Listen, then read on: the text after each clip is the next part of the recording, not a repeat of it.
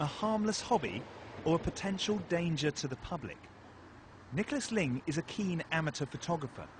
On November the 12th last year, he says officers from the Met Police stopped and searched him outside West Ruislip train station under Section 44 of the Terrorism Act. I said, how come I've been stopped here? It's a public footbridge. And you were only taking photos of trains? I was, yes. And what did you think? I thought it was totally unnecessary, because it's not like I was vandalising anything. All I was doing was just standing here with my camera.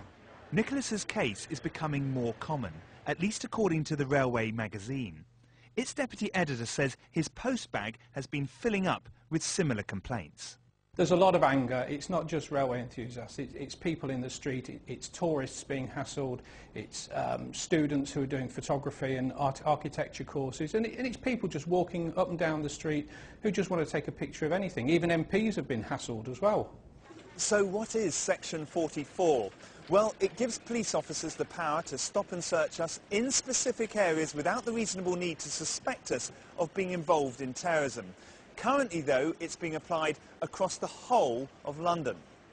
The guidance to officers is to use it sparingly. The latest figures, though, show that's not the case. From October 2006 to September 2007, the Met stopped and searched more than 54,000 Londoners. Yet for the next 12-month period, the numbers almost tripled. And of those, just over 1,200 were arrested. So is it being overused? And is it an effective weapon against terrorism? One legal expert doesn't think so. History teaches us that if you give the police too much power, eventually they will misuse that power, and I think that's what's happened with Section 44. If you look at some of the occasions when it's been used, for example, the arms fairs protests and the Heathrow runway protests, people were stopped and searched under Section 44 when neither could be said to be likely to involve terrorist activity. So it's increasingly controversial. Back in 2004, the Met Police Authority said the power trampled on the basic human rights of too many Londoners. The accusation is that you're misusing this power. Are you? No, we're not. The feedback, the very limited complaints and the public reaction to the way we go about this use of this power shows that we're not misusing it overall or in specific cases. We recognise the sensitivities, but remember it is a really important method of deterring and preventing terrorism and reassuring the public at large that we're here to make London safer.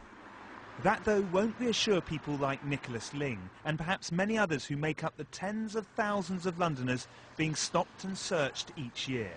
The Met and the Police Authority are now reviewing Section 44. Guy Smith, BBC London News.